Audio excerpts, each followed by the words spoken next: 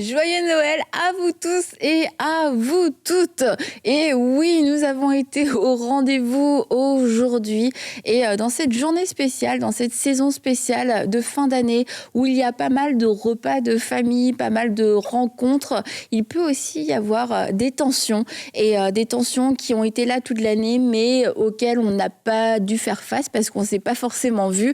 Et là arrive la période des fêtes et on doit se retrouver, on doit se revoir et ça peut, dans votre cœur, agiter des choses, agiter des conflits qui n'ont pas été réglés, des paroles blessantes qu'il y a pu y avoir au cours des années passées. Quelquefois, c'est des conflits qui durent depuis des années, qui remontent même quelquefois à l'enfance, avec nos parents, avec nos frères et sœurs, etc., des rivalités. Et je veux vous encourager cette année à ne pas vous laisser dominer par la colère, ne pas vous laisser dominer par l'offense, ne pas vous laisser dominer par la jalousie aussi. Jésus est le prince de la paix. Il est venu pour être notre paix, que nous aussi, nous puissions être des instruments de paix. Et cette année, eh bien, nous pouvons faire le choix de nous humilier. On peut faire le choix de marcher dans l'amour, de ne pas rentrer dans des argumentations, dans des disputes pour avoir raison, pour faire valoir notre point. On peut décider cette année de passer à travers cette saison avec le Saint-Esprit, avec son assistance, qu'il puisse être celui qui va venir nous dire ce qu'il faut dire, ce qu'il ne faut pas dire, le moment où il faut parler, peut-être faire un câlin, peut-être écouter une personne, peut-être demander aussi nous-mêmes pardon. Et vraiment, j'aimerais que cette année, on puisse demander au Saint-Esprit de nous accompagner, qu'on n'y aille pas seul, qu'on n'y aille pas avec nos proches, juste nos émotions, puis avec quelquefois nos souvenirs, nos mauvais souvenirs, mais de dire Saint-Esprit, cette année, moi, je veux vivre ce temps de fête avec toi. Alors, il y a peut-être des repas qui sont déjà passés et qui se sont pas très bien passés, mais l'année n'est pas encore finie et le Saint-Esprit peut encore venir intervenir, encore venir être votre coéquipier, votre collaborateur pour pouvoir rétablir certaines choses et d'une façon surnaturelle. Attendons-nous à cette action surnaturelle du Saint-Esprit dans ma vie, mais aussi dans la vie de ma famille. Attendons-nous à vivre des temps forts grâce à lui, c'est possible. Alors ne perdons pas espoir, ne perdons pas notre joie ni notre paix à travers toutes ces saisons. Et en ce jour de Noël, eh bien écoutez, je vous invite à nous rejoindre à table avec Annabelle.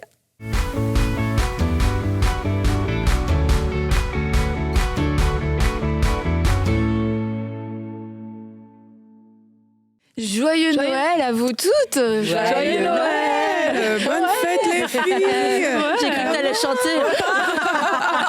Non, mais j'ai des petits chocolats. C'est trop gentil. Ça commence bien. Allez. C'est chic, hein. C'est chic, hein. Voilà. Mais, écoute, pour prendre un chocolat, par contre, faut savoir c'est quoi. Ben non. J'ai eu peur parce C'est que toujours la surprise des Ouais, chocolats. mais j'ai pas emmené les instructions, Annabelle. Désolée. J'avoue, Écoute, ça me provoque un petit stress de pas savoir. Moi, j'ai eu un stress parce que quand mes enfants étaient jeunes, des fois, j'ouvrais la boîte de chocolat puis il y avait déjà entamé un chocolat, tu vois. Donc là, ils sont tout... C'est vrai que le chocolat, ça passe ou ça casse. Hein, tu peux finir. à ce point-là, Non, mais j'aime manger. Mais la mauvaise surprise dans les chocolats, c'est quand pour moi, un chocolat à l'alcool. Et puis aussi, un chocolat avec un truc de fruits, genre coulant et tout. Ça, j'aime pas du tout. Bon, avoir su, j'aurais emmené la petite carte. C'est pas grave, Stéphanie, on les mange pas. Merci, oui. J'ai mangé, j'en ai un plein dans les dents, ça va être parfait. Donc les filles, joyeux Noël à vous Joyeux toutes. Noël. Et en ce début de semaine et en cette fin d'année et en ce jour de Noël, eh bien, on est content d'être ensemble. Et Noël, c'est synonyme de famille, de retrouvailles, mais c'est aussi quelquefois synonyme de moments de solitude, de moments plus difficiles. Et c'est pas tout le temps une période qui est facile pour différentes raisons, parce qu'on a perdu des proches, parce qu'on est en froid, etc., ou on est loin, éloigné de sa famille. Et du coup, dans cette lignée, on a voulu parler des conflits. Des conflits. Et là, je me dis, il y a peut-être que vous êtes en train de nous écouter, vous êtes en train de vous préparer pour aller à un repas de famille, et vous y allez à reculons. parce que les repas de famille, quelquefois c'est compliqué, on ne sait pas trop comment ça va se terminer, il y a des tensions, etc. Et c'est pas une fatalité et c'est pas obligé de se passer comme ça. Et je crois aussi que le Seigneur nous donne des clés pour nous garder notre cœur et aussi faire la différence, parce que quelquefois c'est possible de faire la différence. Donc on veut aujourd'hui, en ce jour de Noël, encourager, c'est sûr, à la paix, puis aussi donner peut-être vous booster avant de partir pour vous dire non, ça ne se passera pas. Ils partiront en courant au lieu de partir à reculons. Parce que ça va en courant du repas de famille. On va partir de où en courant? C'est ça, toute ta question. Vous allez partir en courant, comme a dit Aurélie, on ne sait pas si c'est le départ ou l'arrivée. Donc voilà, je ne vais pas vous demander si vous avez déjà eu ce genre de repas de famille. Non, tout est parfait. Tout est parfait, tout va très bien dans le meilleur des mondes. C'est parfait alors. Je pense qu'on a tous, on est honnête, on a tous eu des moments, peut-être, je dis honnête, peut-être que ça vous est jamais arrivé, mais chez nous, oui, dans nos familles, ça nous est arrivé d'avoir des moments assez difficiles où on peut avoir des divergences, ou des gens qu'on n'a pas vus depuis longtemps, tu vois, et on s'est laissé comme l'année qui a suivi avec un froid, donc retourner quand on s'est pas vu depuis un an, des fois, ça crée un petit peu, on est mal à l'aise. Ouais. Et puis c'est bon, la belle? Un petit goût de fruits. C'est exactement de ça dont tu parlais tout à l'heure à la veille. Et c'est tombé ça Noël, tu vois. Ça a l'air bien, puis finalement, tous les ans, tu y reviens. C'est comme... Mais en fait, c'est chacun qui choisit de le vivre, j'ai envie de dire, d'une certaine manière. Et c'est sûr que oui, quelquefois dans les familles, comme tu dis, parfois il y a des personnes peut-être qui ne s'entendent pas très bien, mais qui sont appelées à se retrouver pour le jour de Noël. Quelquefois aussi, c'est la distance a créé peut-être une séparation naturelle. Et puis, tu te dis, mais je ne sais pas ce que je vais dire. Ou alors, il y a des problèmes, donc je ne sais pas trop comment me positionner. Mais je crois que c'est nous qui déterminons, en fait, comment on doit se positionner lorsqu'on a des conflits dans notre famille. Donc, si on est, par exemple, appelé à se revoir, mais c'est déjà de se préparer, même avant de partir, de se préparer. Tu sais que, voilà, il y a tonton tel, tata tel, je ne sais pas, il y a différentes personnes. Tu sais plus ou moins qui est problématique et qui ne l'est pas. Tu le sais plus ou moins. Je ne suis pas sur la liste des problématiques. C'est ça la préparation. Peut-être tu as eu un affrontement avec une sœur plutôt qu'une autre. Donc, toi, tu sais déjà ça, en fait, avant de partir. Du coup, tu te disposes de sorte que quand tu vas arriver sur place, déjà, peut-être, initie des choses. Toi, fais peut-être un pas, mais ne rentre pas dans des sujets conflictuels avec des personnes avec qui tu as déjà eu des conflits auparavant. Il y a des choses que tu peux éviter. Et avec des personnes avec qui ça se passe plutôt bien, c'est aussi l'occasion de rire, d'être joyeux. Et c'est tout ça qui va créer le moment. Quelquefois, on se braque, en fait. On se dit, non, moi, je ne m'entends pas très bien avec X ou avec Y. Et on part déjà en étant braqué, tu vois. C'est comme... Ou des fois, quand il y a déjà eu des conflits dans le passé, tu dis, j'espère qu'il n'y en aura pas cette année. Donc, tu pars quasiment avec l'appréhension que ça va mal se passer. Et c'est là que des fois, tu fais des erreurs parce que tu n'es tellement pas toi-même. Puis, tu sais, des fois, c'est comme, je ne sais pas chez vous, mais comme un terrain miné. Tu sais que si tu poses le pied là, il peut se passer quelque chose. Donc, on part, on est comme crispé. D'où cette préparation au préalable. Cette année. C'est ça. Absolument. Oui. Non, mais c'est bien que tu parles de se préparer et tout, parce que c'est vrai que Noël, des fois, on se retrouve à Noël, mais c'est pas parce qu'on se retrouve qu'on en a envie. C'est parce que...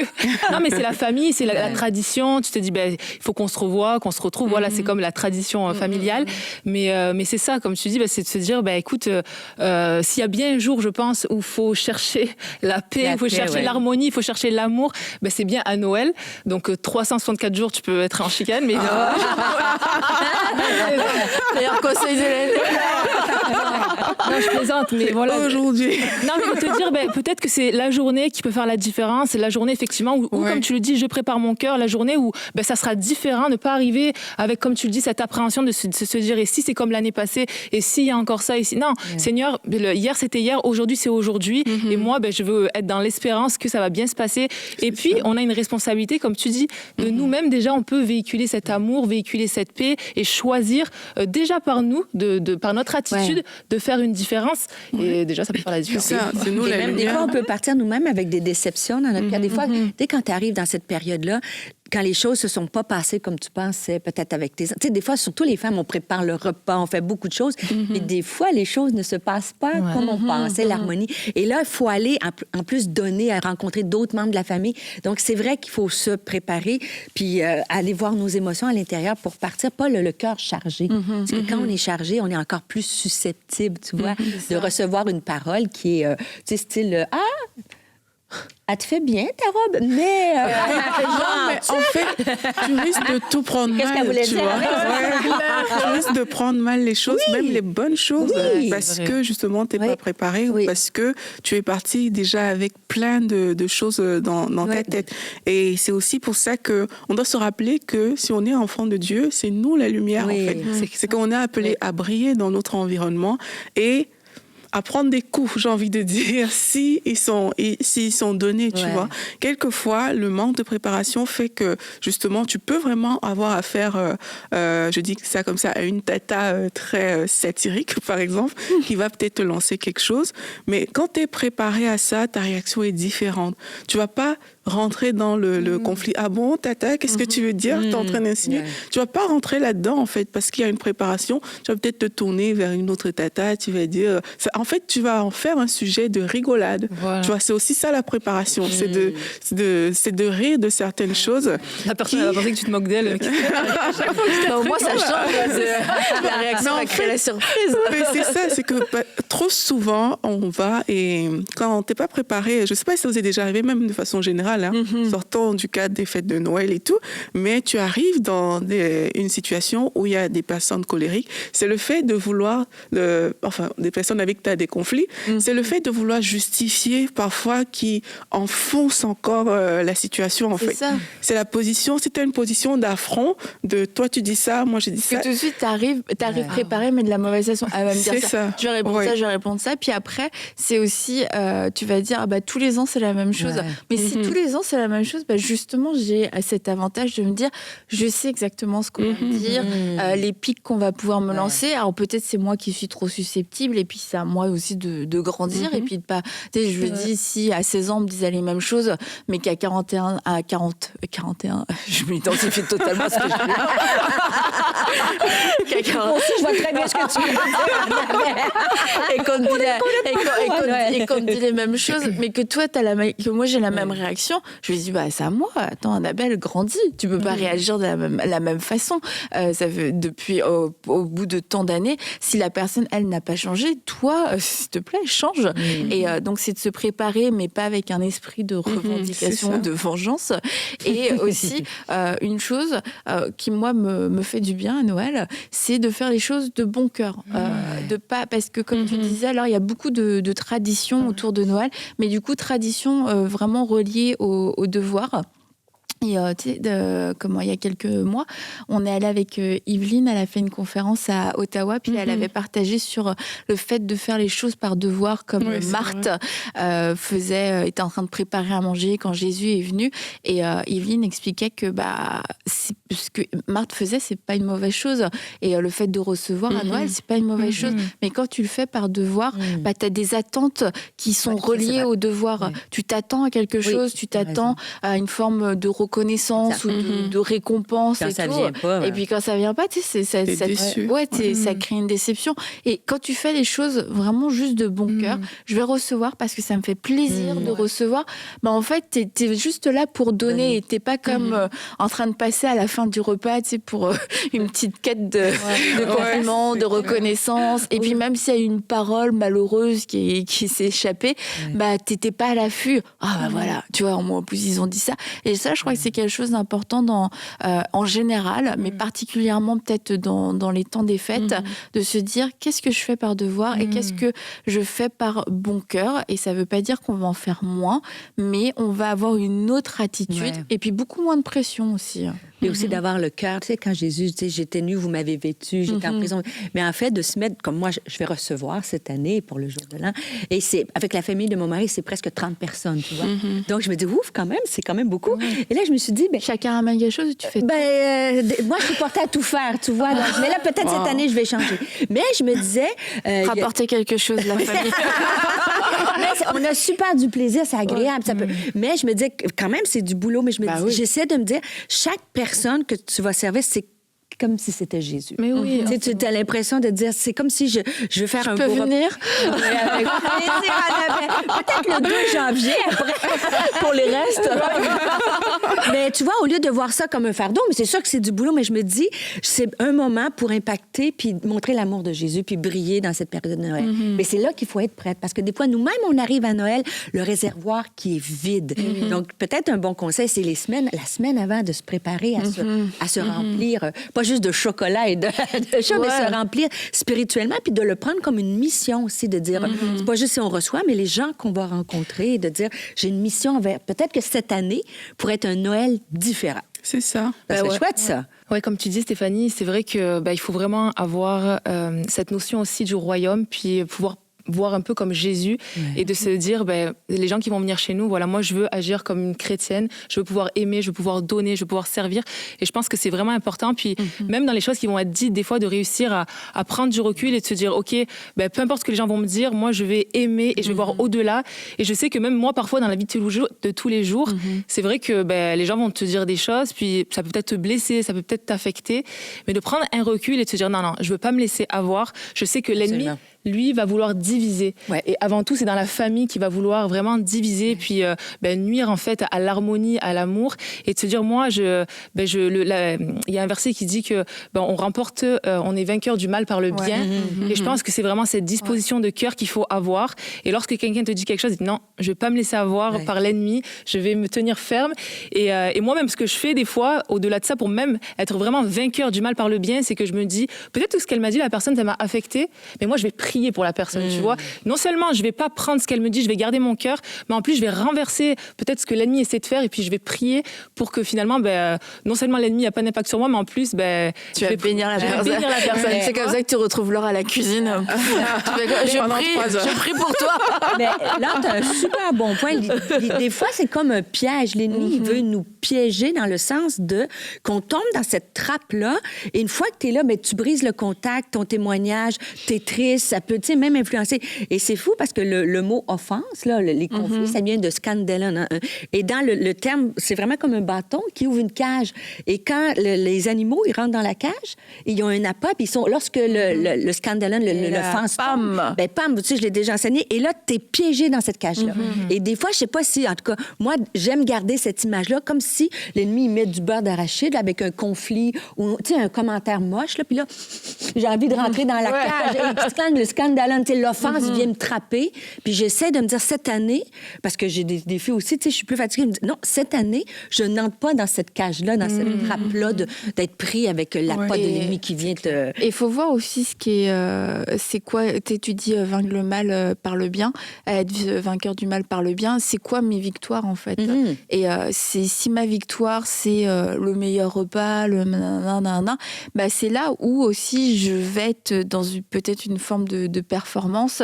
Et puis, il y a des commentaires qui vont faire plus mal. Maintenant, ceci dit, on est humain. Et franchement, tu vas quand même, tu vas essayer de faire quelque chose de bien, tu as un bon repas, si c'est toi qui reçois, ou bref, peu importe, ou si c'est toi qui as reçu l'année dernière, puis finalement cette année c'est chez ta sœur, et là il y a un commentaire. On reçoit toujours. Ouais. Ce soir je viens chez toi, Aurélie.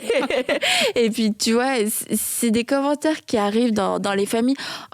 Dis donc, c'est meilleur que l'année dernière. L'année dernière, c'est toi qui as reçu. Non, mais là, j'ai un défi majeur. Scandaleux. Le bâton vient de tomber, t'es pris dans la cage. Mais si tu te dis, mais ma victoire, tu sais, c'est qu'on soit ensemble en famille. Et ça veut pas dire que ça va pas nous affecter, ça peut ne pas piquer, mais comment est-ce que je vais réagir? Est-ce que je vais garder ce commentaire pendant toute l'année et puis le ressasser, puis au Noël d'après, je me mets une pression de fou parce que je me rappelle qu'il a dit ça alors que lui... sa vie a continué. Oui, c'est ça, c'était juste pour dire ça. Tu sais que moi, chez nous, ma belle-mère, on vient du Bas-Saint-Laurent, donc ça s'appelle le cipaille. C'est une grosse tourtière, tu sais, avec les pâtes et la viande. et elle fait le meilleur cipaille depuis l'époque d'Abraham, tu vois. Donc, à chaque fois que c'est moi qui reçois et j'ai la pression de faire le cipaille aussi bon que ma belle-mère. Pourquoi tu lui dis pas de le faire? Parce que moi, tellement bon, c'est mon langage d'amour, mais je me disais, je faisais des blagues. Mais tu puis je feras me suis autre dit, chose. ben oui, je fais juste des blagues, mais tout le monde fait toujours la même blague, mais on le prend en rire. Moi, je c'est pense ton qu'il faut pas avoir peur. Mais moi, fais-nous cuisiner, goûter c'est ta mon langage cuisine, d'amour. Stéphanie. On a Mais je pense que aussi, Noël, il faut avoir un On peu aime répondre à ces d'autodérision. types de langage. Avoir un peu d'autodérision. Apprends-moi ton langage. Je vais vous cuisiner ça, c'est ça. Mais faut rire de soi un peu. Tu sais, avoir un peu dans la... C'est tellement lourd dans la société aujourd'hui. Je pense que l'humour, là, ça désarme un peu d'autodérision. Si c'est pas parfait, c'est correct quand même. Tu sais. Et aussi, il faut... Je dis ça, mais si je manque mon cipaille, par contre... Ce sera moins drôle. Non, je fais des blagues, Mais il faut réaliser aussi que vraiment la famille, c'est le plan de Dieu et que c'est le plan de Satan que de déraciner, de détruire la famille. Quand tu le réalises, tu le vois différemment. Il faut aussi réaliser que, comme on dit souvent, qui est blessé, blesse. Donc la personne en face de toi qui va t'envoyer des pics, qui va faire certaines choses, en fait, quand tu te positionnes au niveau de l'amour, ben, tu vas réaliser que peut-être cette personne a vraiment besoin de toi, en fait. Elle a besoin de ton aide, elle a besoin peut-être que tu lui dises une parole gentille. Quelqu'un qui est parce dégoûté que tu dis ça. Non, mais Aurélie, j'ai pas envie c'est de vrai. Parce que parfois, on est trop focus sur nous-mêmes. Oui, est-ce que ça c'est nous que fait, c'est ce qu'on nous toi dit, qui compte, on m'a etc. dit ça, on m'a C'est fait vrai. ça, on m'a fait ça. Mais la Bible dit que l'amour est patient et ne cherche pas son propre intérêt. Donc, ça veut dire que oui, c'est sûr que c'est pas agréable quand tu reçois des pics, mais c'est de dire, je veux aimer en fait. Et comme j'ai dit, quelquefois, qui est le blessé blesse en fait. C'est de réaliser que la personne en face de toi, peut-être qu'elle a des défis, des challenges qui la poussent en fait Surtout dans cet état. Et Noël, c'est différent.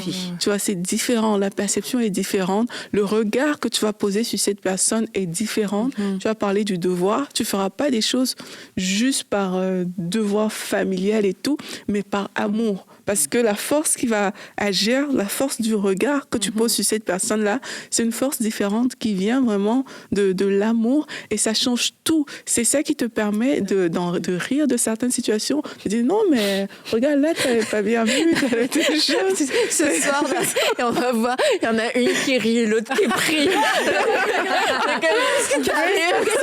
Là, on dit par la magie de Noël. Non, mais c'est tellement important ce que tu apportes parce que c'est vrai qu'on est souvent sur nous plutôt que de regarder l'autre. Mais dans ce que tu dis aussi, ça engendre aussi de l'écoute parfois. Tu vois, ça paraît rien d'écouter, mais juste de prendre le temps d'écouter ce que vit la personne. Parce que des fois, on est tellement focalisé, comme on le dit, sur ce que la personne nous a dit ou se dire, enfin voilà, sur tout ce qui nous concerne, qu'on oublie même d'écouter, mais comment ça va toi? Ou même si la personne a un problème avec toi, tu vois, c'est possible aussi de se dire, est-ce que, même, je sais pas si c'est vraiment le temps adéquat pour communiquer et pourquoi pas, parce que si tu vois la personne tous les ans, si ça se fait pas là, tu vois, mais je pense qu'il peut y avoir aussi une communication faite dans l'amour et juste prendre le temps d'écouter le point de l'autre, ce qu'elle vit et tout, déjà ça peut faire une différence et être prêt aussi, peut-être que la personne t'en veut pour X raisons parce qu'elle est blessée de l'année dernière ou il y a 6 mois quand tu lui as dit un truc, mais toi tu t'en es peut-être même pas rendu compte. Donc prendre le temps de un peu creuser, parler gentiment dans la sagesse avec amour et de dire je m'excuse, je suis désolée. Attends, on a une petite vidéo sur justement demander pardon. pardon. Ouais, demander pardon, une petite vidéo rigolote. Yes. Mais quelquefois, je pense on peut ressembler à ça. Look at me. Say it. I'm sorry. I'm sorry. I was wrong. I was wrong. Good. Now go on and say it. Yes, sir. You know, I just found it funny how you had the audacity and the nerve to come up in my face and talk to me the way that you did. Donc c'est ça, quelquefois. C'est vrai. On arrive à plein de bonnes dispositions. On a écouté à table avec Annabelle. C'est bon, cette année. Tu ouvres la porte, premier commentaire. Mais là, j'aime tellement ton commentaire quand tu as dit écouter, mais des fois aussi, poser une question pour mieux comprendre. Parce que des fois, je sais pas si ça vous arrive, mais moi, des fois, j'ai déjà mon scénario dans ma tête. Parce qu'il est arrivé telle situation l'année dernière où tu as vécu des choses. Donc, t'es pas à zéro. Donc, mais peut-être que la personne te fait un commentaire, mais pour elle, c'était inoffensif. Mais des fois, est-ce que tu voulais dire ça de telle façon? Puis si c'était vraiment ça, là, tu te fais... Mais il y a un an, quand tu as critiqué ma salade, qu'est-ce que tu voulais exactement dire? Mais ce que je veux dire, c'est que d'écouter, mais des fois, d'aller plus loin, de poser des questions. Est-ce que c'est ça comme ça? Parce que des fois, ce qu'on pense, c'est pas toujours vrai. Je sais pas si des fois, notre pensée, on croit que c'est vrai, mais c'est teinté par notre fatigue, tu veux par dire un que arrière-plan. quelquefois, on a tort. Oui, quelquefois, on a tort. Quelquefois. Et notre réaction est teintée par notre perception. Alors, quand tu écoutes, comme tu dis, puis que tu es sage, puis tu cherches avec un autre regard, bien, ça change ton regard et ta perception. Puis quand tu poses la question, toi, comment vas-tu cette année? Puis que la personne, tu sais, peut-être qu'elle a des défis avec ses enfants, des défis financiers. Et là, ça te fait voir, bien, peut-être qu'elle m'a dit ça, elle était maladroite. Mais je comprends. Ouais. Puis t'es toujours touché par quelqu'un qui s'intéresse à toi en plus. Oui, Quelqu'un va venir vers toi, puis prendre le temps de te poser des questions, puis de t'écouter. Ben, ça va forcément, même si t'as du mal, ça va forcément basculer dans l'autre sens là. Parce que t'es touché par le fait de, attends, la personne s'arrête et veut vraiment savoir comment je vais. Et ça, c'est pas quelque chose de courant. Hein. Comme tu le dis, des fois, au travail ou dans la société et tout, ben, les gens, ils prennent pas le temps de t'écouter puis de savoir ce que tu vis. C'est comme, c'est œil pour œil, dent pour dent, puis c'est chacun fait sa life, puis débrouille-toi. Donc, juste ça, ben, ça fait la différence dans la vie des gens. Et une chose aussi que j'aime avec ça, c'est le fait qu'on fait un pas vers l'autre, tu vois. Et quelquefois, dans les situations même où le conflit est avéré, hein, parce que une histoire de salade, l'autre ne sait même pas et tout, mais il y a des cas où parfois c'est clair que toi et moi, c'est que... Ça enfin, toi et moi, mais tu vois. Ça passe pas, là. Voilà, il y a des cas comme ça. Et le désir de faire le premier pas, quelque part de s'humilier, hein, c'est comme ça que beaucoup de personnes vont le voir. Mais le désir de faire le premier pas, c'est aussi ça qui va montrer ton intention de paix. Quand toi, tu es prêt à dire, OK, je vais aller vers cette personne. Parce qu'il y a des cas où vraiment, des gens vont t'éviter parce qu'il y a des conflits vraiment avérés. Donc, on t'évite, mais c'est toi qui vas trouver aussi le moment favorable. Hein, parce que dans une soirée, c'est pas tous les moments qui sont favorables pour aller vers certaines personnes. C'est pour ça qu'on a parlé de préparation au début, parce que ça prend quand même beaucoup de petites choses. Donc, c'est de trouver le moment favorable, aller vers cette personne-là et vraiment d'engager cette conversation ou cette écoute avec cette personne, de venir en mode humble, tu vois, en mode je suis prêt à m'excuser, je suis prêt à faire la paix, je suis prêt à dépasser nos conflits, même si ça date de longtemps. Je suis prêt à le faire aujourd'hui parce que je veux qu'on prenne un nouveau départ. Je veux que ça change, cette situation-là. Quand on vient comme ça, je pense que là, bon, on a vu la vidéo du pardon.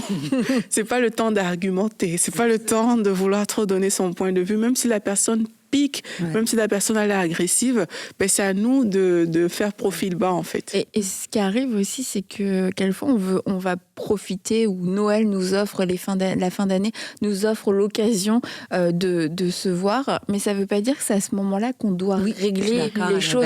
Parce que quelquefois, on peut avoir un conflit, puis comme tu le dis, Aurélie, un conflit avéré avec quelqu'un, sauf que le conflit, il est juste entre moi et elle, ou moi et lui, et il y a toute une famille autour. Tu sais, il y a ma famille, il y a mes enfants, il y a les enfants des autres et tout. Puis c'est comme d'un seul coup, tout tourne autour de ce conflit-là, se dire, bah, c'est plus que nous, donc peut-être que c'est pas le temps. Maintenant, on a toute une année, en fait, pour régler ça, pour faire des démarches de pardon, pour en parler. Et c'est juste que, bah, quelquefois, Noël, c'est le moment où on est comme obligé de se voir.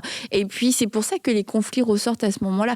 Mais en fait, je veux dire, c'est pas Noël qui provoque le conflit, c'est juste le fait de se voir à ce moment-là et s'il y a quelque chose, on a trouvé ça lourd, on a trouvé ça pénible, parce que là, il y a déjà eu quelques soupers de Noël qui se sont déjà passés, et ils se disent, bah, là, on aurait bien aimé entendre ça peut-être un peu plus tôt, mais tu veux dire, bah, si ça fait remonter des choses, mais en fait, il y a toute une année après pour pouvoir le régler, se dire, attends, c'est pas possible, on va pas encore se retrouver l'année prochaine dans le même état, je vais faire quelque chose cette année, pour l'année à venir, pour pouvoir régler ces choses-là, et je vais pas profiter, ou en tout cas profiter entre guillemets de cette unique rencontre familiale ou pour régler mes comptes, parce que c'est pas le moment, peut-être qu'on n'est pas disposé, je vais gâcher le moment de tout le monde, et c'est pas le fait d'être hypocrite, mais se dire ok, je prends note que ça va pas bien, mais je vais régler ça, Ça, c'est à un important. moment donné. Parce que je ne sais pas votre personnalité, mais il y a deux types. Il y a des gens, moi, je déteste les conflits. Donc, la première chose, c'est que je voudrais les éviter. Donc, ce qui fait que ça peut arriver que le Noël d'après, tu as encore un conflit parce que tu n'as pas voulu confronter. Et tu as des gens, c'est l'inverse. Tu as un pic, ils vont sauter dans l'arène. Et je me dis, il y a la balance entre les deux. C'est-à-dire, c'est pas le moment à Noël, ça, c'est vrai, parce que c'est... Après le 5 janvier, c'est bon, on peut y aller. Non, mais des fois, j'ai une règle du 24-7. C'est-à-dire que quand je suis piquée dans le vif, c'est pas le temps de parler. Et la période de Noël, c'est pas le temps. Mais ne pas, je dis 7 jours, une semaine, de pas laisser perdurer le conflit. Je dis 7 jours, mais dans le cas de Noël, ça peut être un mois après. Mais de prendre note ça, est-ce que Dieu a fait mettre à la lumière quelque chose? Je me dis, j'ai encore quelque chose, parce que lorsqu'on est pris dans le non-pardon, là, on est vraiment prisonnière. Et une grande révélation, mes filles, en ce 25 décembre. On Un aime conflit non résolu demeure un conflit non résolu. Parce qu'on dit, le temps arrange. On a voulu une grande révélation. Mais en fait, des fois, on dit, le temps arrange les choses. Et c'est vrai qu'il faut être posé dans la maîtrise de soi, mais le temps n'arrange pas toujours les choses. Et ça fait partie, je pense, de notre devoir de chrétien. La Bible nous dit d'être en paix avec tous, en autant que cela dépend de nous. Mais il y a une période où ça dépend de moi de dire, au bon moment, je vais m'asseoir puis je vais régler le conflit de la bonne façon. Ben moi, j'aime vraiment ce que tu dis, parce que tu as raison. Un conflit non résolu. Non, mais c'est vrai que, bon, après, les conflits, c'est sûr Tu que... vas l'écrire sur tes cartes de Noël. Bienvenue à Noël.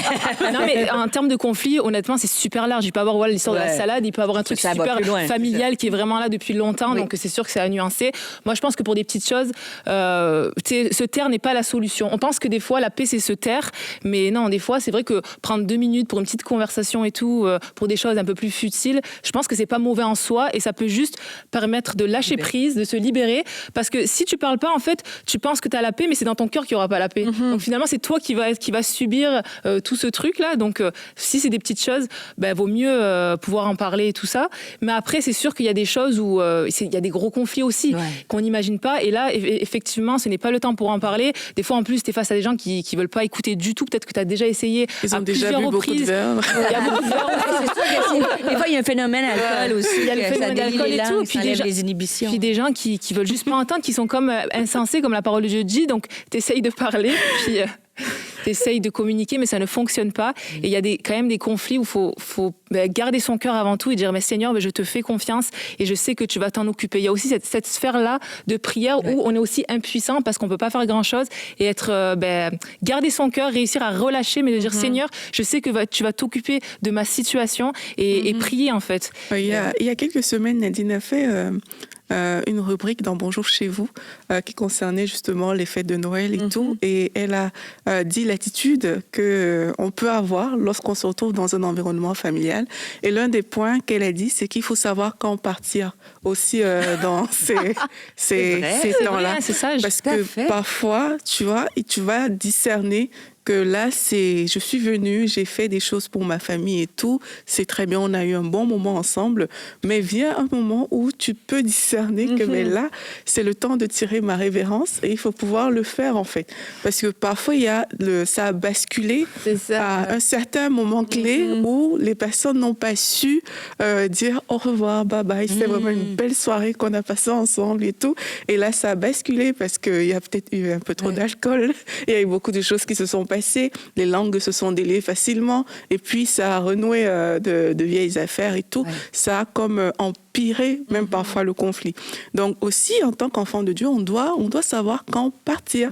Il faut savoir quand c'est pas le moment de rentrer aussi dans certaines conversations et quand c'est le moment juste de quitter la soirée et de dire vraiment, là, c'était une belle soirée, on a eu des bons temps ensemble, là, tu peux t'en aller. Mais si tu restes trop longtemps et que tu tombes dans le piège des langues qui se délient et tout ça, mais là, tu as comme loupé ton moment de départ. Et c'est pour ça que c'est important d'y aller en comptant aussi sur le Saint-Esprit qui nous accompagne à la fois dans la manière dont on peut réagir, ce qu'on va dire, compter sur lui demander, Saint-Esprit, aide-moi. Et puis, quand il nous dit, OK, là, c'est le moment de partir, c'est le moment de partir. Parce que tu sais pas, lui, il est au courant de toute chose, mais tu sais pas, peut-être qu'il y a cette discussion qui va arriver, qui va tout faire basculer. Et quelquefois, t'entends dans des repas, t'as bien fait de partir. Après, quand t'es parti, ça a complètement dégénéré. La baba, il a commencé à parler de ci et ça et tout. Et toi, t'es parti juste parce que t'as senti que le Saint-Esprit te disait, c'est le moment de partir. Et peut-être que sur le coup, les gens, tu pars déjà. Mais c'est de dire, ok, je vais te faire confiance et je reste pas, je fais pas les choses, encore une fois, par devoir, pour faire plaisir, etc. Et de faire confiance au Saint-Esprit. Tu voulais dire... Je dirais que c'est le temps de partir, mais aussi, peut-être, je vais vous surprendre et, bon, je vous lance peut-être la réflexion. Des fois, tu sais, Jésus, ça me faisait penser à Jésus nous demande d'être sages comme des colombes, mais rusés comme des serpents, tu vois. Et dans ma famille, de mon côté à moi, ma famille élargie, t'as beaucoup d'inconvertis. Et des fois, au début, mon mari et moi, on se sentait obligés de passer des messages, puis de dire... et en fait, c'est là que ça passait pas. C'est mieux de briller. Et même quand on parle de conflit, je pense que devant Dieu, c'est bien. Dieu nous appelle d'aimer tout le monde, mais on n'est pas obligé de passer le trois quarts de la soirée avec quelqu'un qu'on sait qu'on va être... Ça peut être conflictuel. Je pense qu'il y a une forme de protection, de dire être gentil, briller, mais éviter certains sujets qui, des fois, c'est pas bon. Et éviter, tu sais, tu peux dire bonjour, tatati, que tu dis que il y a un petit peu un conflit, mais t'es pas obligé d'être avec elle. Accroche-toi à être boué à quelqu'un qui sait qui t'aime pour le reste de la soirée. Mais tu comprends, des fois, je me dis, comme croyant, c'est correct, on a un beau cœur, on veut être inclusif, puis prendre soin de tout le monde, mais des fois, le Seigneur, il nous dit, protège-toi aussi, garde ton cœur pur, sois gentil, mais t'es pas obligé de provoquer. Tu sais, c'est pas obligé d'être ta meilleure pote en partant de la soirée. Là, tu sais, si tu sens que ça peut être conflictuel. Donc, t'as tellement raison. Partir au bon moment et passer le temps voulu, nécessaire. T'es pas obligé d'éviter certains sujets. Et je voulais aussi qu'on parle au niveau des enfants, parce que dans la période de Noël, c'est beaucoup les cadeaux pour les enfants et tout ça. Et ils passent aussi beaucoup de temps avec nous à la maison. Et c'est censé être de belles vacances familiales, comme on voit dans les films. Les enfants se lèvent, etc. Mais quelquefois, ça peut être un peu plus... c'est un peu énervé. Ils se couchent tard. Ils ont plein de cadeaux. Et du coup, c'est comme... ils ont un esprit de consommation qui les agite. Ils ont à peine des balles à cadeaux. Sors de ce corps. C'est ça, c'est comme... mais non, Noël, c'est autre chose. On veut Et je voulais parler des langages de l'amour par rapport aux enfants. Et le langage de l'amour, ça me fait penser à ce gâteau. Ce gâteau aux fruits. C'est vrai qu'on n'a pas mangé encore. Moi, j'en mangerais pas personnellement, tu vois. Mais, non, les gâteaux aux fruits comme ça, les fruits secs, les fruits confits, moi, j'aime pas ça du tout. Ça me rappelle les gâteaux chez les personnes âgées. Et désolée. Non, franchement, quand on me sortait ça quand j'étais enfant, j'étais tellement déçue. Moi, j'aurais voulu juste un 4 quarts savane. Mais là, non, en plus, c'est... Et si tu veux juste enlever les fruits... le gâteau et les chocolats avec... Si tu veux enlever les fruits, il ne reste plus rien de toute façon. Mais tu vois, quelquefois, t'aimes trop, toi, le gâteau aux fruits, ce cake aux fruits secs et rassis et tout ce que tu veux. Et c'est un peu ça, je trouve, l'image des langages de l'amour. C'est, moi, il y a quelque chose que j'aime. Et du coup, je veux que tout le monde l'aime et je vais vous le servir, je vais vous le donner, je vais vous faire manger à toutes les sauces, au goûter, au café, au dessert, tout ce que vous voulez. Sauf qu'il n'y a que moi qui l'aime peut-être. Et quelquefois, on est comme ça avec nos enfants. Et je parlais des cadeaux pour Noël. On se dit, écoute, tu as eu plein de cadeaux, tu devrais être content, etc. Et pourtant, tu vois que ton enfant, il n'est pas à son meilleur. Et les langages de l'amour... il y en a 5.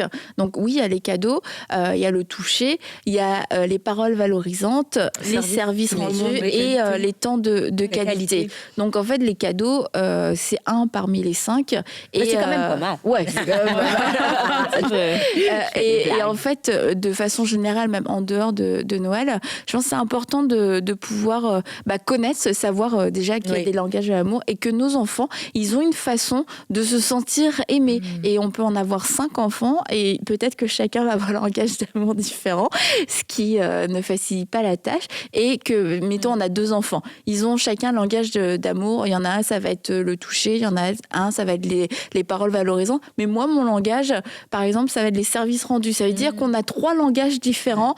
Mais c'est moi, en tant que parent, qui suis... c'est moi l'adulte, donc c'est moi qui dois apprendre à parler le langage de mes enfants, donc à découvrir qu'est-ce qui va les remplir. Et je voulais faire le lien dans cette émission parce que c'est aussi ce qui peut provoquer des conflits avec les enfants, parce qu'en tant que parent, on peut vivre des formes d'injustice.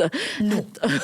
Attends, mais j'ai tout fait pour toi, t'as tout, qu'est-ce que t'as? Et puis l'enfant, c'est comme, il est là, oui, mais t'as pas joué avec moi. Pas jouer avec toi. J'ai fait une dinde de 30 kilos.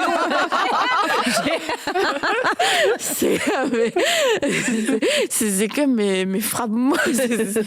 Mais ça vient des langages de l'amour. Et est-ce que vous connaissez le langage d'amour de vos enfants? En plus, tu as des grands-enfants, peut-être que tu as vu les choses évoluer aussi. Oui, mais je pense que ça change un peu avec le temps. Mais initialement, je pense que leur langage d'amour reste le même. Là. Donc, eux, à Noël, ils aiment bien depuis qu'ils sont tout petits. C'est les cadeaux, le temps bien sûr, le temps de qualité autour d'un bon repas, mais les cadeaux, même depuis quand ils étaient tout petits, là, je mettais les cadeaux, mettons, par exemple, 2 semaines avant Noël, mais ils réussissaient à décoller le papier, à faire des trous. Ils savaient tout avant. Non, mais ils sont épouvantables. Et là, je suis sûre qu'ils riraient. Tu le savais ou ils te l'ont dit après qu'ils faisaient ça? Ils l'ont dit après, mais là, ça, j'ai bien. Mais encore aujourd'hui, là, des balais qui savaient. Ils sont prophétiques, mes enfants. Mais quand t'arrives pour donner le cadeau, tu t'aperçois que le papier est tout déchiré. Mais encore aujourd'hui, c'est des adultes. Là, ils aimeraient pas ça que je dise ça, mais c'est quand même vrai, je dois te dire la vérité. À partir du 20, on ouvre les cadeaux, maman. On ouvre les cadeaux, mais c'est épouvantable. Et ça demeure ce moment-là festif des cadeaux, mais aussi un bon repas ensemble. Manger, maintenant en vieillissant, c'est prendre les moments de qualité. Mais oui, je connais leur langage d'amour et ça n'a pas changé tellement au cours. Waouh, c'est cool. Toi, tu sais. Ouais, je pense. Après, c'est sûr qu'enfants, c'est vrai qu'ils sont des adultes. Enfants, c'est plus dur parce que je pense qu'ils ont besoin de tout, quand même, mine de rien. Enfin, c'est vrai que. Après... Je parle pour la réception de Noël, tu vois. Dans la vie de tous les jours, non, c'est que je réfléchis en même temps. Ouais. Mais oui, sinon, je pense que je vois à peu près Sylou. Elle, c'est vraiment les câlins et tout ça, très affectueuse. Evan, c'est beaucoup de temps de qualité. Donc, mais au niveau de Noël, après, c'est sûr que non. En fait, je me reconnais dans ce que tu dis sur le fait que c'est vrai que les enfants, tu vas faire un truc. Donc, imaginons les cadeaux ou quelque chose. On va passer un temps spécial et c'est de suite la chose d'après. Ah, mais là, on peut faire ça, mais si on le fait pas, c'est comme c'est la fin du monde. Ils se rendent pas compte que mais là, on vient de passer un temps spécial où tu as eu ça qui était spécial. Et donc, du coup, c'est comme, mais tu te rends pas compte. Mais on va dire qu'à leur âge, moi, c'est plus la pratique de la reconnaissance de ce que tu viens de vivre ou ce que tu viens d'avoir. Mais c'est ça. Et du coup, j'ai ce livre, Langage d'amour des enfants, qui a été écrit par Gary Chapman et Ross Campbell. Et Gary Chapman a fait les langages d'amour qui étaient pas que pour les enfants. Mais là, ils l'ont fait principalement pour les parents et c'est comme un guide qui est super pratique. Et en fait, moi, ce que j'aime dans le livre, c'est que ça touche, c'est pas juste le langage d'amour, ton enfant, il aime les moments de qualité, passe du temps avec. C'est aussi comment est-ce que tu parles ce langage dans tous les domaines, même au niveau de la discipline, au niveau de... Et là, je retrouve plus parce que je n'ai pas mis de marque-page, mais et comment il parle d'un enfant, son langage de l'amour, c'est le toucher. Et en fait, son père, il a fait une bêtise et son père, pour venir lui dire ça va être quoi la conséquence, mais en fait, il le prend dans les bras et il le prend dans ses bras, il lui dit voilà, tu as fait ça, etc. Et comment l'enfant, du coup, a beaucoup mieux reçu la conséquence, que l'enfant a pleuré parce que il était quand même pas content, mais et que le père disait, alors qu'avant j'étais du genre je criais et puis même tu vois il pouvait utiliser la violence physique, donc tu vois, alors que déjà l'enfant recevait pas, mais là l'enfant il dit se sent aimé parce que même dans la discipline on parle son langage d'amour et c'est vraiment intéressant. Ça touche les enfants, juste des enfants, mais ça va toucher jusqu'à jeune adolescent, jeune adulte? Oui, ça va jusqu'à adolescent et c'est ça qui est vraiment cool parce que ils expliquent. Attends, je retourne. Je sais pas pourquoi j'ai pas mis de marque-page. C'est complètement débile ce que j'ai fait. Donc je ne retrouve rien. Mais c'est qu'en fait, par exemple, pour les paroles valorisantes, ils vont expliquer. Ok, comment ça se passe, nourrisson, jeune enfant, après enfant, préadolescent et adolescent. Parce que tu vois, après, aux fonctions de l'évolution de l'enfant, il y a des moments, tu vas pas pouvoir dire un enfant le toucher. Oui, tu vas le porter, mais c'est pas juste aussi de faire des câlins, le toucher, c'est de passer t'arrêter, juste de poser ta main. T'as quelque chose d'agréable ou de difficile à dire. Si t'as un contact physique, c'est ton langage. Et de voir que ça va calmer l'enfant, que il va se sentir rempli et du coup il va donner aussi, manifester le meilleur de lui-même. Et vu que je n'ai pas pris de notes, il y a un point sur les cadeaux. Il dit attention, parce que l'enfant, quand il grandit aussi, comprend quand un parent est à la recherche du langage d'amour de son enfant. Et l'enfant peut être extrêmement manipulateur et détecter. Ok, tu vois, il veut savoir c'est quoi, comment je me sens aimée. Et du coup, l'enfant risque de répondre, pas forcément avec un cœur malveillant, mais selon son besoin du moment, en fait. Il veut une paire de chaussures ce jour-là, il va te dire. Le langage, c'est les cadeaux. Oui. C'est maman, quand tu m'achètes quelque chose, ça me fait tellement plaisir. Il n'a pas envie d'aller à l'école. J'ai envie de rester avec toi, maman. On n'a pas passé beaucoup de temps ensemble. Et les enfants sont intelligents, tu vois, c'est pas qu'ils sont méchants, mais c'est pour ça, et puis c'est aussi. Désolée, je paraphrase tout, puisque je n'ai pris aucune note. Un point que j'ai trouvé intéressant, c'est comment détecter le langage d'amour de l'enfant. C'est en l'écoutant. Qu'est-ce qu'il réclame, de quoi il se plaint, pas juste une fois, tu vois, mais comme quelque chose qui revient régulièrement. Et si l'enfant va se plaindre régulièrement en disant tu me dis jamais rien de gentil. À chaque fois que tu me parles, c'est pour me dire quelque chose, c'est pour dire quelque chose qui va pas. Tu sais, c'est pas genre juste, il y a eu peut-être une discussion. C'est vrai, quand en tant que parent, tu fais la rétrospective, c'est vraiment quelque chose qui revient souvent, qui revient régulièrement.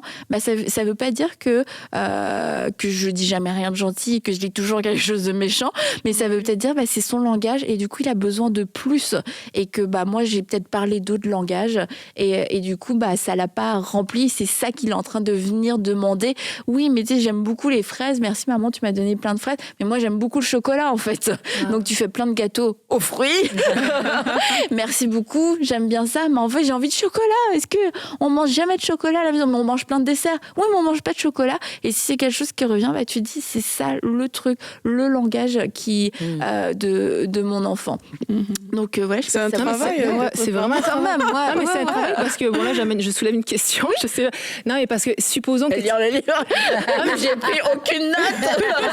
C'est intéressant ce que tu dis parce que c'est vrai qu'il faut être sensible à ce que l'enfant dit, mais en même temps, si toi-même tu n'es pas quelqu'un qui, par exemple, dit beaucoup de paroles valorisantes, c'est sûr que le besoin va être présent, mais à quel niveau savoir, faire différencier le besoin avec peut-être toi le fait que tu n'en donnes pas assez des paroles valorisantes, par exemple. Tu vois ce que je veux dire? Dans ces cas-là, de toute manière, ça, c'est tous les langages. On est appelé à parler un peu tous les langages. Il n'y a personne, tu vois, moi, mon langage, je dis bien si. Ce 25 décembre, il tout. Je vais dire plutôt, moi, mon langage d'amour, c'est pas les cadeaux. Mais ça veut pas dire que si on m'offrait jamais de cadeaux, que je vais dire tu vois, si Jérémy m'offrait jamais de cadeaux parce que je lui dis moi c'est pas du tout mon langage d'amour, je pense que quand même ça me manquerait qu'il m'offre pas de cadeaux. Il y a des moments je me dis je pense que là t'aurais pu m'offrir un cadeau. Écoute, c'était sympa ce que tu m'as dit le moment mais je dis quelque chose de concret s'il te plaît. Et je pense que c'est pareil pour je crois que c'est pareil pour les enfants, c'est que quelquefois nous on a des lacunes, il y a des langages qu'on parle pas du tout et ça nous rend incomplets dans notre façon d'aimer et même si c'est pas même si ça vient de nous, je crois que c'est bon de travailler dessus. Et une des choses qu'il dit aussi, c'est c'est dommage parce que là je vais pas bien le dire du tout, mais c'est de faire des expériences en fait sur tes enfants, tu vois, ou sur une période de 2 semaines, tu vas parler un certain langage et tu vas voir en fait le résultat que ça crée. Puis comme le toucher, tu sais, t'es là, tu fais des puis l'enfant c'est ok, c'est lâchement. Bon c'est peut-être pas son langage, tu vois. Alors que tu vois, si l'enfant réagit, tu l'encourages, les paroles valorisantes, et puis tu vois l'enfant ça le booste et que il réagit très bien, tu vois, c'est j'ai touché quelque chose en fait. Il y a quelque chose qui, et ça veut pas dire, et c'est important encore, comme tu disais, hein, Laure, mais que je dois complètement délaisser. Ah bah non, les câlins. Non, parce que l'enfant, dans tous les cas, va toujours avoir besoin d'affection. Ce sera peut-être pas son premier langage, mais il en a besoin. Et il faut pas que je me dise, c'est pas son langage, c'est fini les câlins. Toi, ça va être que les paroles valorisantes, zéro service rendu. Mais j'aime beaucoup cette notion d'écoute, en tout cas, au fur et à mesure, parce que c'est vrai que finalement, tu peux voir que ton enfant, il aime les cadeaux, par exemple. Donc, pour l'aimer, tu vas passer ton temps à lui faire des petits cadeaux. Mais peut-être qu'à un moment donné, oui, l'enfant a aimé le cadeau parce que là, c'était le fun, mais c'est peut-être pas pour ça que c'est son langage d'amour. Exactement. En fait. D'être constamment à l'écoute, c'est super parce que finalement, l'enfant peut grandir et arriver à un moment donné. Toi, en tant que parent, t'es content. J'ai aimé mon enfant comme il en avait besoin. J'ai fait des cadeaux, des attentions et tout. Et finalement, t'es passé complètement à côté parce que l'enfant voulait juste passer des temps de qualité avec toi, tu vois. Donc, cette notion d'écoute constante est vraiment importante. Et de regarder, souvent, on va parler le même langage. C'est plus facile de parler notre langage que parler celui de l'autre. Même dans le mariage aussi. Et c'est bon de regarder. C'est pas parce que moi, j'aime telle chose exactement que je sers ce même discours-là. Et que ce soit avec nos maris ou avec nos enfants, mais d'être à l'écoute, comme tu dis, c'est vraiment, vraiment important. C'est super intéressant, ça. Moi, je vais le lire, le livre. Ouais, ça m'intéresse. Tu vois, voilà. Je peux quand même vous lire un extrait. Retrouver un petit Comment? Alors, on est tous d'accord qu'il faut du temps pour reconnaître qu'il est important de parler les 5 langages d'amour avec nos enfants. Tu avais raison, Aurélie. Et qu'il est essentiel de savoir parler leur langage préféré. Alors, comment faire? Cela prend du temps.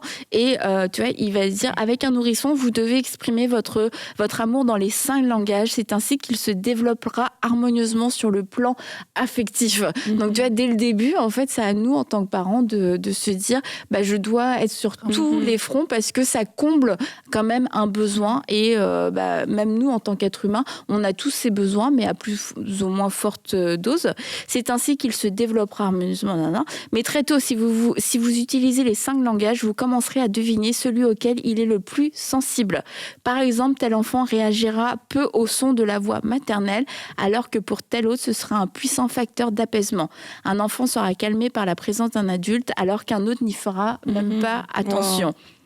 Et au fil des ans, vous constaterez que l'un des langages d'amour a plus d'effet sur l'enfant que les autres et que si vous vous en servez pour communiquer une réprimande, le petit en sera très affecté. Rappelez-vous ces 2 grands principes et vous serez plus efficace dans l'art et la manière d'exprimer votre amour et moins destructeur lorsque vous serez en colère ou déçu par votre enfant. Et la découverte du premier langage d'amour de l'enfant est un long processus qui s'échelonne sur des années, surtout si l'enfant est en bas âge. Et à ce stade, il y a encore à apprendre comment recevoir, exprimer l'amour dans ses différents modes. Il essaiera par des actions et des réactions lesquelles lui convient le mieux. Et le fait de choisir pour un temps tel langage ne signifie pas qu'il s'agisse de son langage d'amour primordial. Quelques mois plus tard, il peut en avoir changé.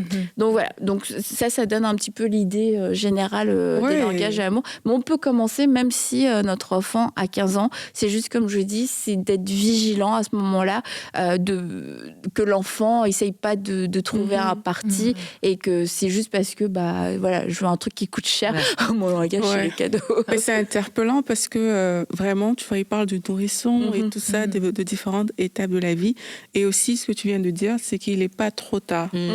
Il n'est pas trop tard pour se rattraper si on réalise qu'on ne s'est jamais posé la question, même de savoir, en fait, le langage d'amour de mon enfant, c'est quoi. Mais il n'est pas trop tard. Ça ne veut pas dire que les parents ne l'ont pas exprimé non plus. C'est pas parce que tu ne connaissais pas que tu ne l'as pas exprimé. Mais il n'est pas trop tard. C'est aujourd'hui, un parent peut décider de dire, mais je vais investiguer, je vais voir c'est quoi le langage d'amour de mon enfant et commencer à poser des actions comme ça. Et je pense que ça peut aussi aider, ça peut ramener. Je pense parfois au cas où les enfants sont un peu plus âgés, ils sont dans l'adolescence et ils commencent à avoir des petits conflits comme ça avec les parents. Mais le fait que le parent se positionne peut-être dans ce langage-là, mais ça peut aider, ça peut faciliter la compréhension, faciliter la communication et changer même ces rapports-là qui parfois peuvent aussi être conflictuels. Et ça marche, je dirais, pour toutes nos relations. La Bible nous dit d'aimer son prochain. Maintenant, c'est de savoir comment l'aimer, parce que quelquefois, on aime les gens, sincèrement, mais le retour qu'on a, c'est comme la personne se sent jamais aimée. Et là, on parlait dans le cadre des fêtes de Noël, et peut-être qu'on a fait des beaux cadeaux à tout le monde, et puis l'autre qui a fait son cake aux fruits, c'est comme ça remplit le cœur du papa ou de la maman, et tu te dis, mais attends, moi j'ai mis toutes mes économies dans ce cadeau, et parce que on n'a peut-être pas parlé le bon langage d'amour, et se dire, je vais me donner toute cette année à venir pour découvrir le langage d'amour de mes proches, et puis les aimer comme eux, ils vont se sentir aimés. Et peut-être que moi aussi, en cette fin d'année, je me sens vide parce que j'ai pas été aimée comme moi je me sens aimée, et peut-être que oui, moi-même, les cadeaux ou un repas, ça m'a pas rempli, ça m'a juste rempli le ventre, mais tu sais, je repars vide en fait. Et peut-être que pour moi, c'était une parole valorisante qui aurait fait toute ma journée et qui m'aurait oui, tu vois, ta mère elle m'aime, mais tu sais, elle m'offre des cadeaux, elle me fait ci, elle fait ça, mais tu vois, je saurais même pas, elle préfère l'autre et tout ça, parce qu'en fait, elle a pas parlé mon langage.